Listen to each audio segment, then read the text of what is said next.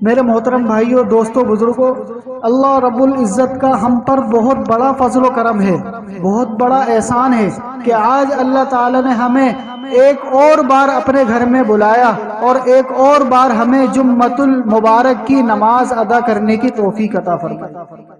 کتنے ہی مسلمان اس وقت ایسے ہیں کہ جو پچھلے جمعے کو موجود تھے لیکن آج اس دنیا میں موجود نہیں ہیں۔ ان کا وہ جمعہ آخری جمعہ تھا۔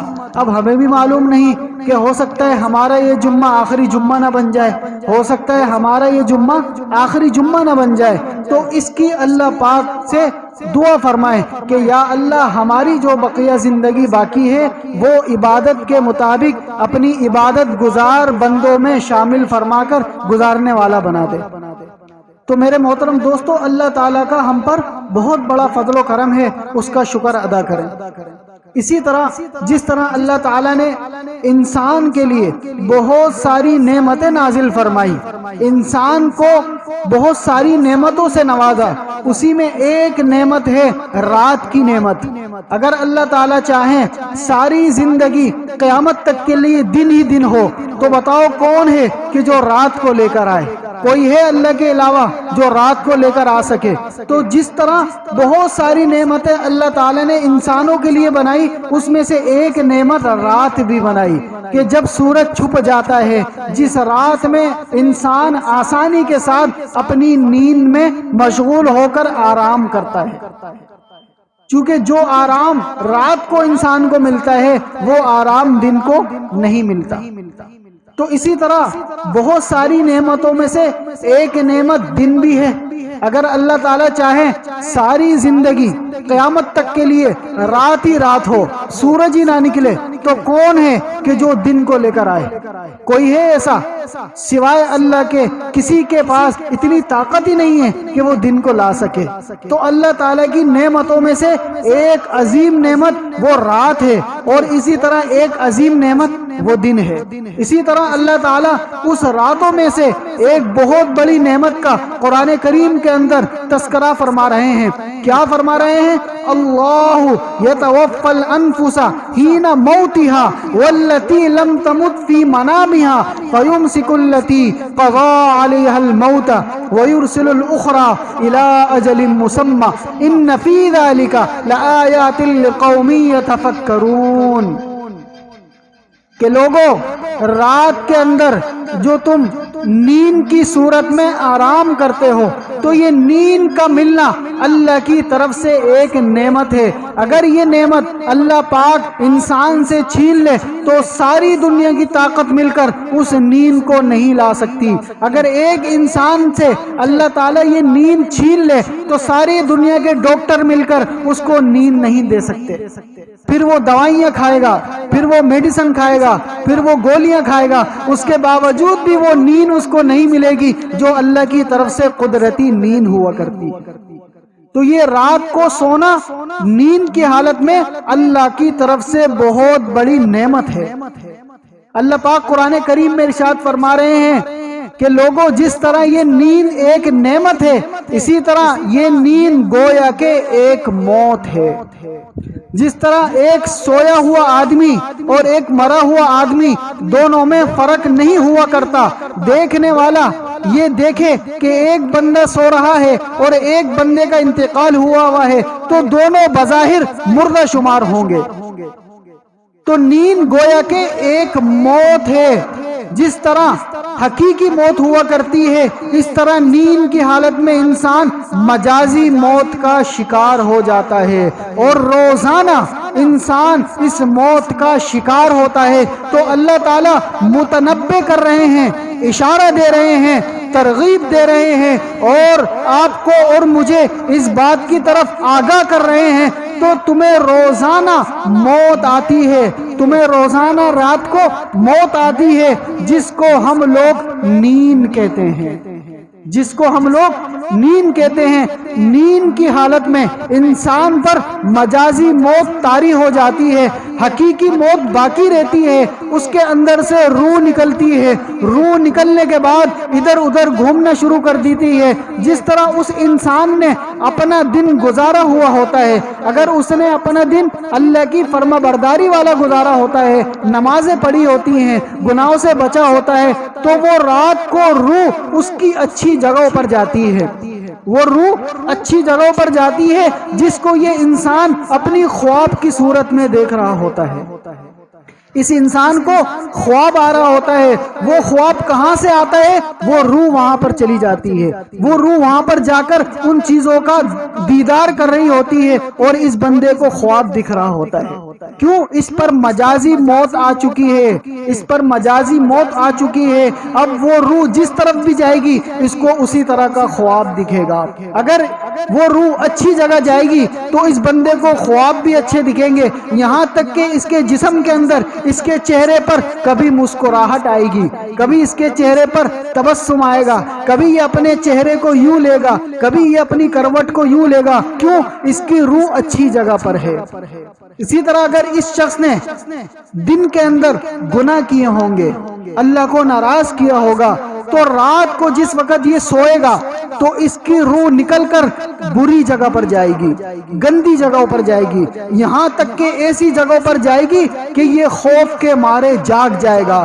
اور جب وہ روح ایسی جگہوں پر جائے گی جہاں پر جانے کے بعد انسان ڈرتا ہے، تو جیسے ہی وہ ڈرنے والی جگہ پر جائے گی، یہ انسان نیند کی حالت میں پسینوں میں ہونا شروع ہو جائے گا، اس کے چہرے پر خوف طاری ہو جائے گا، دیکھنے والا سمجھ جائے گا کہ اس کو کوئی خواب دکھ رہا ہے، دیکھنے والا سمجھ جائے گا اس کو کوئی برا خواب دکھ رہا ہے، جبھی تو یہ بے چین ہو رہا ہے، جبھی تو اس کی آنکھیں پھڑ پھڑا رہی ہیں، جبھی تو یہ کبھی ادھر ہوتا ہے کبھی ادھر ہوتا ہے، تو پتہ چلا اس کو برا خواب دکھ رہا ہے۔ اس نے دنیا کے اندر اپنا جو دن گزارا وہ گناہوں میں گزارا، وہ برے خواب کی صورت میں رات کو اس کو دکھتا ہے۔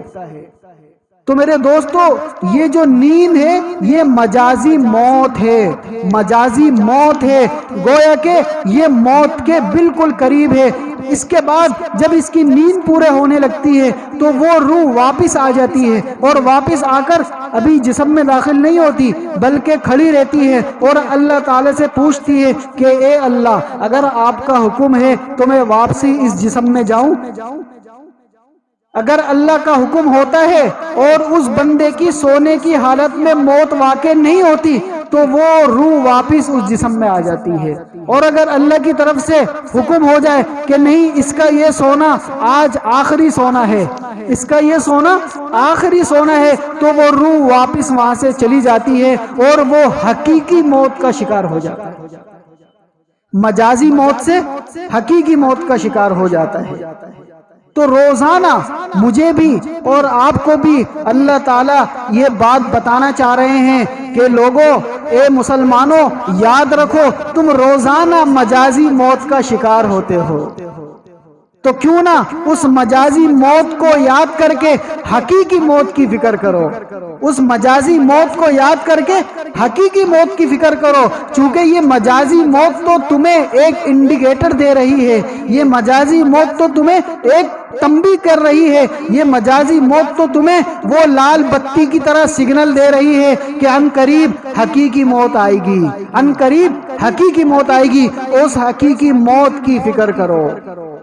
حضرت جابر رضی اللہ تعالی عنہ سے روایت ہے کہ آپ علیہ الصلوۃ والسلام نے ارشاد فرمایا کہ یہ جو نیند ہے، نیند، یہ نیند موت کی بہن ہے، یہ نیند موت کی بہن ہے، کہ جس طرح بہن بھائیوں میں گہرا تعلق ہوتا ہے، جس طرح بہن بھائیوں کا تعلق ایک گہرا تعلق ہوتا ہے، اسی طرح نیند کا تعلق موت سے اسی بہن بھائیوں کی طرح ہے۔ تو رات کو سونے سے پہلے آپ علیہ الصلوۃ والسلام اسی پس منظر کو مد نظر رکھ کر سویا کرتے تھے، اسی پس منظر کو مد نظر رکھ کر سویا کرتے تھے، اور اپنی امت کو یہی تعلیم دیا کرتے تھے کہ اے لوگو، اس موت کو یاد رکھو، مجازی موت کو یاد رکھو، اور رات کو سونے سے پہلے باوضو ہو کر سویا کرو۔ رات کو سونے سے پہلے پاک صاف ہو کر سویا کرو۔ آپ علیہ الصلوۃ والسلام رات کو عشاء کی نماز پڑھنے کے بعد، کھانا کھانے کے بعد وضو فرمایا کرتے۔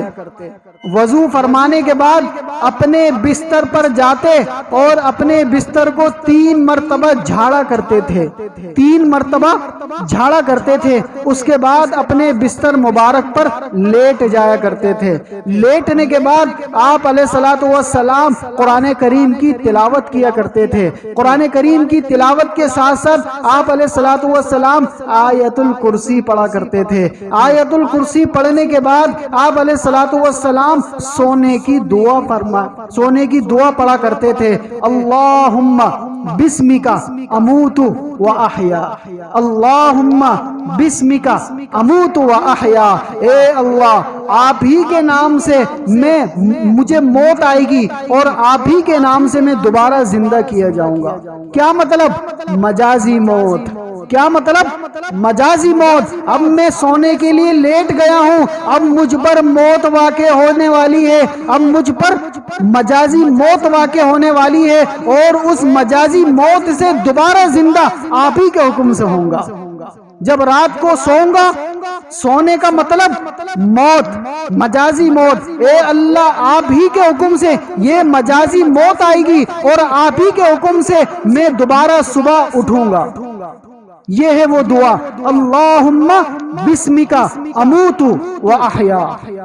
تمام امت کو آپ علیہ الصلوۃ والسلام نے اس طرح تلقین فرمائی کہ یہ پس منظر یاد رکھو، کہ سونے سے پہلے یہ یاد رکھو کہ تم مجازی موت کا شکار ہوگے۔ تم پر یہ جو نیند آئے گی گویا کہ ایک موت ہے، تو اس موت کو یاد رکھ کے باوضو ہو کر آؤ، باوضو ہو کر لیٹو اور اللہ کو یاد کر کے سو، کیونکہ وہی اللہ تمہیں صبح اٹھائے گا۔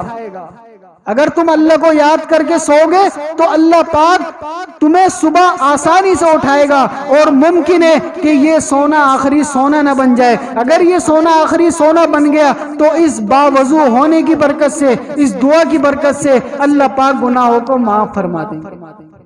تو یہ تو ہے سونا۔ اس کے بعد جیسے ہی رات کو آنکھ کھل جائے، آپ علیہ الصلوۃ والسلام جیسے ہی آنکھ کھل جاتی فوراً کھڑے ہو جاتے اور وضو فرما کر اللہ تعالیٰ کی بارگاہ میں سجدہ کرنے لگتے، اللہ تعالیٰ کی بارگاہ میں رکوع کرنے لگتے، اللہ تعالیٰ کو یاد کرنے لگتے اور تہجد کی نماز پڑھنا شروع کرتے۔ اسی وجہ سے حضرت عثمان غنی رضی اللہ تعالی عنہ سے روایت ہے کہ آپ علیہ الصلوۃ والسلام نے ارشاد فرمایا کہ جو شخص عشاء کی نماز جماعت کے ساتھ پڑھتا ہے، جو شخص عشاء کی نماز جماعت کے ساتھ پڑھتا ہے، گویا کہ اس نے آدھی رات شب بیداری کرنے والوں میں نام لکھوا دیا، یعنی اس نے آدھی رات عبادت کرنے والوں میں اپنا نام لکھوا دیا۔ اس کے بعد وہ شخص اگر فجر کی نماز بھی جماعت سے پڑھ لے تو گویا کہ اس نے پوری رات عبادت گزار بندوں میں اپنا نام لکھوا۔ اسی طرح حضرت عبداللہ ابن عمر رضی اللہ تعالی عنہ سے روایت ہے، وہ فرماتے ہیں کہ آپ علیہ الصلوۃ والسلام نے ارشاد فرمایا کہ جو شخص عشاء کی نماز جماعت سے پڑھنے کے بعد سو جاتا ہے اور اس کے بعد جیسے ہی اس کی آنکھ کھلتی ہے اور وہ 2 رکعت نماز تہجد پڑھ لیتا ہے یا 2 سے زیادہ پڑھ لیتا ہے تو گویا کہ اس نے ساری رات اللہ کی عبادت کی۔ تو میرے عزیزو، یہ نماز تہجد، یہ تہجد کی نماز اللہ تعالیٰ سے اپنے مسائل حل کروانے کا ایک سبب ہے۔ یہ تہجد کی نماز اللہ تعالیٰ سے ڈائریکٹ باتیں کرنے کا ایک سبب ہے۔ یہ تہجد کی نماز اپنی پریشانیاں ختم کروانے کا ایک سبب ہے۔ یہ تہجد کی نماز پڑھنے والا اس کا چہرہ منور ہوگا، اس تہجد کی نماز پڑھنے کی وجہ سے اس کا چہرہ خوبصورت ہوگا، اس تہجد کی نماز پڑھنے کی برکت سے اس کے چہرے پر سکون آئے گا، اس تہجد کی نماز پڑھنے کی برکت سے اس کا دل منور ہوگا، اس تہجد کی نماز پڑھنے کی برکت سے اس کے دل کو سکون ملے گا، اس تہجد کی نماز پڑھنے کی برکت سے اس کے دنیا کے تمام مسائل حل ہونا شروع ہو جائیں گے۔ اللہ رب العزت خود فرماتے ہیں کہ میں رات کو تہجد کے وقت پہلے آسمان پر آ جاتا ہوں اور آ کر ایک صدا لگاتا ہوں کہ کون ہے جو آج پریشان ہے، آؤ میں اس کی پریشانی دور کروں، کون ہے جو تنگ دست ہے، آؤ اس کی تنگ دستی دور کروں، کون ہے جو بیمار ہے، آؤ اس کی بیماری دور کروں، کون ہے جو پریشان ہے، آؤ اس کی پریشانی دور کروں۔ کس وقت؟ تہجد کے وقت۔ تہجد کے وقت اللہ تعالیٰ 7ویں آسمان سے اتر کے پہلے آسمان پر آ جاتے ہیں۔ کس کے لیے آتے ہیں؟ میرے اور آپ کے لیے آتے ہیں کہ میں تمہارے ویسے تو قریب ہوں لیکن پھر بھی اور قریب ہو گیا، اور قریب ہو گیا۔ تو تہجد کا وقت بڑا قیمتی وقت ہوتا ہے۔ تہجد کا وقت تمام دنیا کے انسان آرام کر رہے ہوتے ہیں اور شور و شغل بھی نہیں ہوتا اور اسی طرح دیگر شور بھی نہیں ہوتا، اور اس وقت اگر کوئی شخص نیند سے جاگ کر اللہ کی عبادت کرے اور تہجد کی نماز پڑھے تو اللہ تعالیٰ کو اس کا یہ نیند کا قربان کرنا اتنا پسند آتا ہے کہ اس کی دعائیں قبول کر لیتا ہے، کیونکہ وہ اپنی نیند کو قربان کر رہا ہے۔ ابھی نیند کا وقت ہے، وہ اپنی نیند کو قربان کر کے اللہ تعالیٰ کو یاد کرتا ہے تو اللہ تعالیٰ بھی اس کے بدلے اس کی وہ پریشانی دور کر دیتے ہیں۔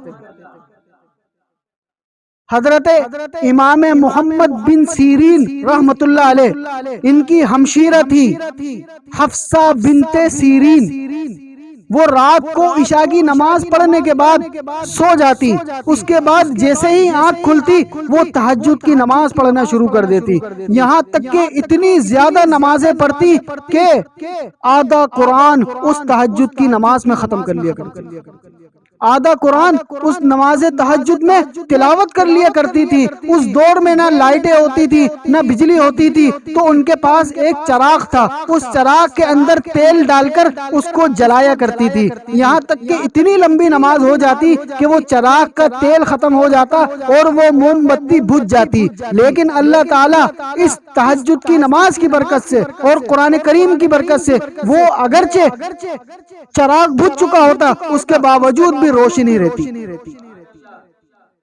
اسی طرح رابعہ بصری جو کہ اپنے وقت کی اتنی عبادت گزار عورت گزری ہیں، وہ جب رات کو سوتی وہ عشاء کی نماز کے بعد سوتی نہیں تھی، عشاء کی نماز کے بعد اپنے کام کاج سے فارغ ہو کر نماز پڑھنا شروع کر دیتی تھی اور پوری رات اللہ تعالیٰ کی عبادت کرتی، تہجد کی نماز پڑھتی۔ جیسے ہی فجر میں آدھا گھنٹہ رہ جاتا، 1 گھنٹہ رہ جاتا تو وہ جا کر آرام کرنے لگ جاتی تھی، اور جیسے ہی فجر کی اذان کا وقت ہونے لگتا فوراً کھڑی ہو جاتی اور اپنے آپ سے مخاطب ہو کر یہ باتیں کیا کرتی تھی کہ اے رابعہ تو کب تک سوئے گی، اے رابعہ تو کب تک سوئے گی، ایک وقت آئے گا تو ہمیشہ کے لیے سوئے گی، اے رابعہ تو کب تک جاگے گی، ایک وقت آئے گا تو ہمیشہ کے لیے جنت میں جاگے گی، تو کیوں نہ اس تھوڑے سے سونے کو قربان کر دے تاکہ تیرا ہمیشہ کا سونا آسان ہو جائے، تو اس سونے کو قربان کر دے تاکہ آنے والا سونا آسان ہو جائے اور جنت میں خوب جاگنا ہی جاگنا ہے۔ تو وہ رابعہ بصری اس طرح اپنے آپ کو مخاطب کر کے ساری زندگی، یہاں تک کہ آخری رات تھی زندگی کی، اس رات میں بھی اس نے اسی طرح عبادت کی۔ تو آج ان واقعات سے ہماری خواتین کو بھی اس بات کی طرف سوچنے کی ضرورت ہے، کیا ہم بھی اس رات کو اس طریقے سے گزارتے ہیں؟ کیا ہم مرد بھی رات کو اس طریقے سے گزارتے ہیں؟ کیا ہماری راتیں بھی آپ علیہ الصلوۃ والسلام کے بتائے ہوئے طریقے کے مطابق گزرتی ہے یا اپنی من چاہی زندگی کے مطابق گزرتی ہے؟ اس پر فکر کرنے کی ضرورت ہے۔ ہماری راتیں اگر اسی طرح جس طرح حضرت رابعہ بصری گزارا کرتی تھی، اگر ہماری عورتیں اس طرح اپنی عبادت میں رات کو گزاریں تو یہ خوش قسمتی ہے، اور اگر نہیں گزارتی تو عن قریب ایک وقت ایسا آئے گا کہ یہ رات بھی ختم ہو جائے گی، یہ دن بھی ختم ہو جائے گا اور زندگی کی شام ہو جائے گی۔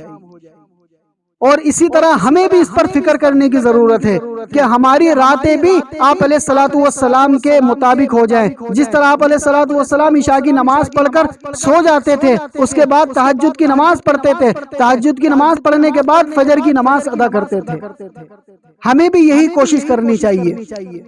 اسی کے بعد فجر کی نماز پڑھنے کے بعد جیسے ہی فرض نماز پڑھ چکے اس کے بعد آپ علیہ الصلوۃ والسلام آیت الکرسی پڑھا کرتے تھے۔ اللہ لا الہ الا ہو الحی القیوم لا تاخذہ سنۃ ولا نوم لہ ما فی السماوات وما فی الارض من ذا الذی یشفع عنده الا باذنہ یعلم ما بین ایدیہم وما خلفہم ولا یحیطون بشیء من علمہ الا بما شاء وسع کرسیہ السماوات والارض ولا یؤودہ حفظہما وہو العلی العظیم۔ آپ علیہ الصلوۃ والسلام نے ارشاد فرمایا کہ جو شخص ہر فرض نماز کے بعد آیت الکرسی پڑھے گا، اگر اس نے فجر کی نماز کے بعد آیت الکرسی پڑھی اور ظہر سے پہلے اس کا انتقال ہو گیا تو اس آیت الکرسی پڑھنے کی فضیلت کی وجہ سے وہ ڈائریکٹ جنت میں جائے گا۔ گویا کہ اس کے اور جنت کے درمیان صرف موت حائل ہے، جیسے ہی موت آئے گی یہ جنت میں چلا جائے گا۔ اسی طرح اگر اس نے ظہر میں فرض نماز کے بعد آیت الکرسی پڑھ لی، اگر عصر سے پہلے اس کا انتقال ہو گیا تو ڈائریکٹ جنت میں جائے گا۔ اسی طرح عصر کی نماز پڑھنے کے بعد اس نے آیت الکرسی پڑھ لی، مغرب سے پہلے اس کا انتقال ہو گیا تو ڈائریکٹ جنت میں جائے گا۔ اسی طرح مغرب کی نماز پڑھنے کے بعد اس نے آیت الکرسی پڑھ لی، عشاء سے پہلے اس کا انتقال ہو گیا تو ڈائریکٹ جنت میں جائے گا۔ عشاء کی نماز پڑھنے کے بعد اس نے آیت الکرسی پڑھ لی، فجر سے پہلے اس کا انتقال ہو گیا تو ڈائریکٹ جنت میں جائے گا۔ تو آیت الکرسی کی کتنی فضیلت ہے، 5 نمازیں ہیں، جیسے ہی سلام پھیریں، سلام پھیرنے کے بعد اللہم انت السلام ومنک السلام تبارک یا ذا الجلال والاکرام یہ پڑھے اور ساتھ میں آیت الکرسی پڑھے، اس کی عادت بنا لے۔ ابی ابن کعب رضی اللہ تعالی عنہ سے آپ علیہ الصلوۃ والسلام نے معلوم کیا کہ بتاؤ، جس طرح تمام مہینوں کا سردار رمضان المبارک کا مہینہ ہے، جس طرح تمام دنوں کا سردار جمعے کا دن ہے، تو بتاؤ تمام آیتوں کی سردار کون سی آیت ہے؟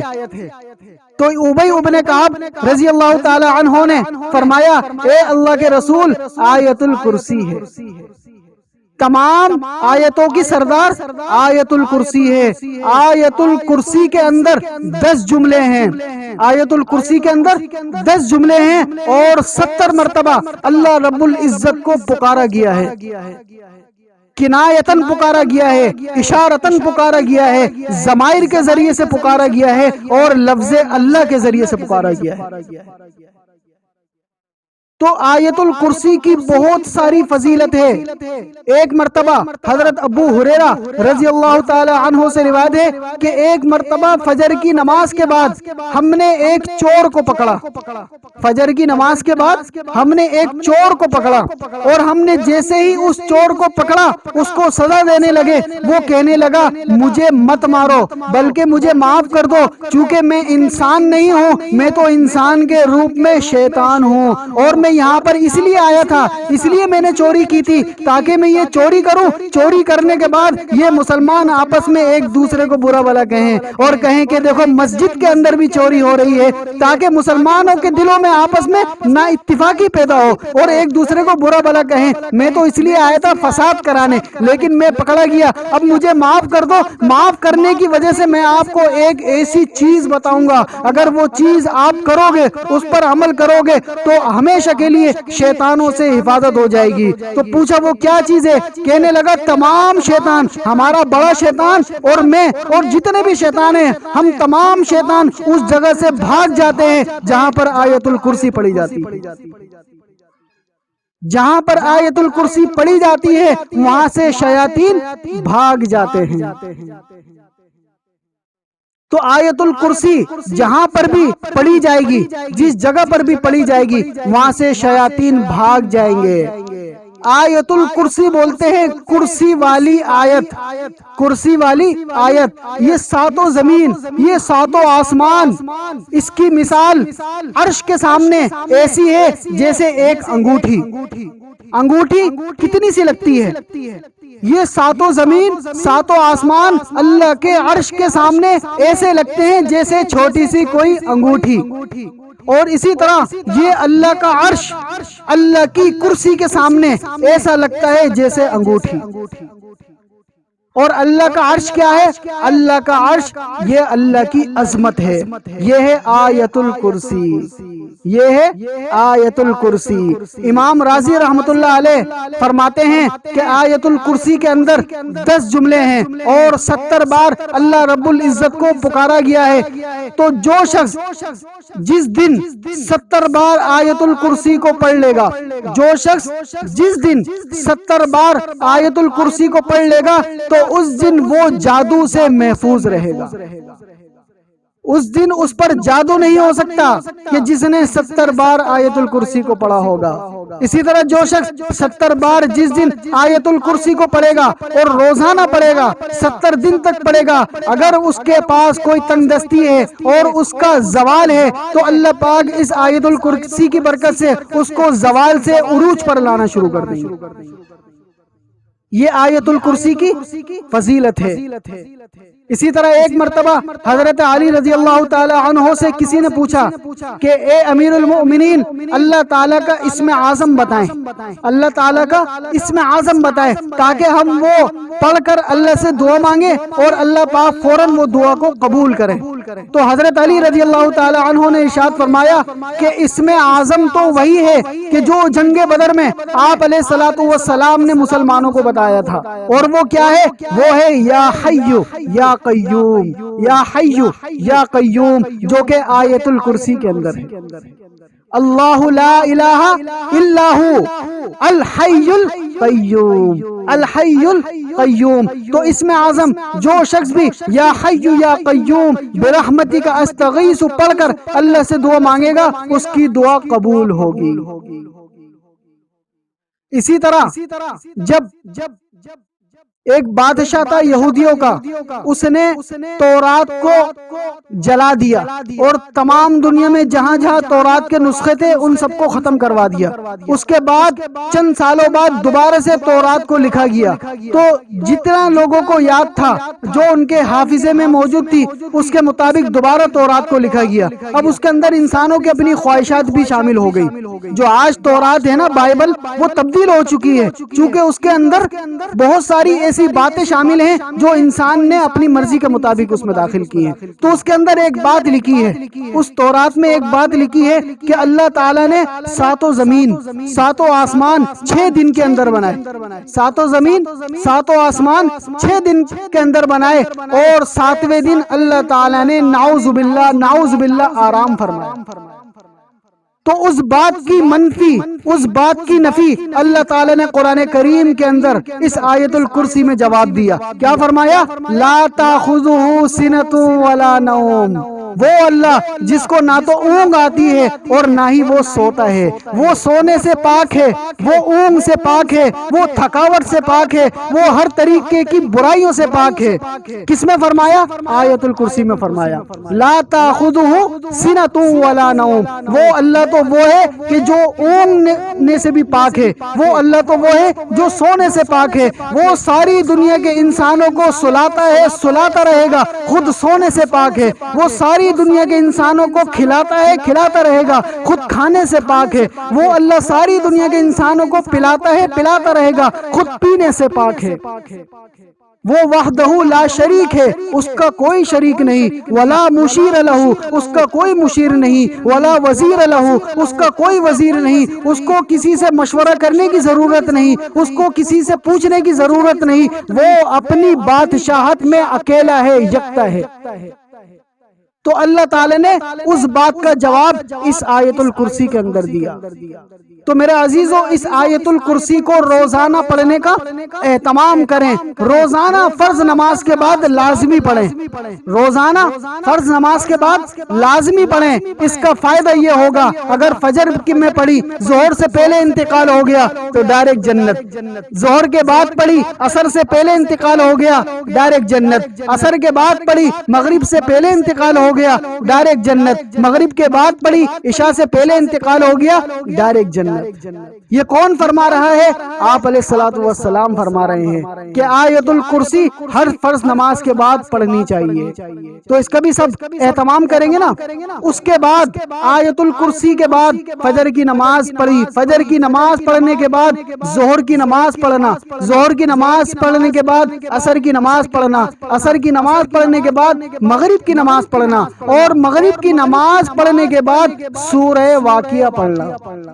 جو شخص روزانہ سورہ واقعہ کی مغرب کے بعد تلاوت کرتا ہے اس کو کبھی بھی فقر و فاقہ نہیں ہوگا، وہ کبھی بھی فقر و فاقہ میں مبتلا نہیں ہوگا، اللہ تعالیٰ اس کی زندگی کو فقر و فاقہ سے دور کر دیں گے۔ اسی طرح جو شخص عشاء کی نماز کے بعد سورہ ملک پڑھتا ہے تو اللہ تعالیٰ اس سورہ ملک کی تلاوت کی برکت سے اس پر سے جہنم کے عذاب کو یعنی قبر کے عذاب کو دور کر دیتے ہیں۔ اسی طرح جو شخص سورہ یاسین پڑھتا ہے تو سورہ یاسین کے پڑھنے کی برکت سے اس کے دن کے تمام پریشانیوں کو دور کر دیا جاتا ہے۔ تو رات کس طریقے سے گزارنی ہے اور دن کس طریقے سے گزارنا ہے اس کی کوشش کرنی ہے۔ تمام نمازیں ان کے وقت پر ادا کرنی ہے اور قرآن کریم کی تلاوت کرنی ہے اور ہمیشہ باوضو رہنا ہے۔ اس کی سب کوشش کریں گے نا انشاءاللہ۔ اللہ پاک جو کچھ کہا گیا سنا گیا اس پر عمل کرنے کی توفیق عطا فرمائے۔ وآخر دعوانا الحمدللہ رب العالمین۔ درس قرآن، درس حدیث، اصلاحی بیانات، فقہی مسائل اور وظائف کے لیے مفتی ابو بکر انصاری کے چینل کو سبسکرائب کریں۔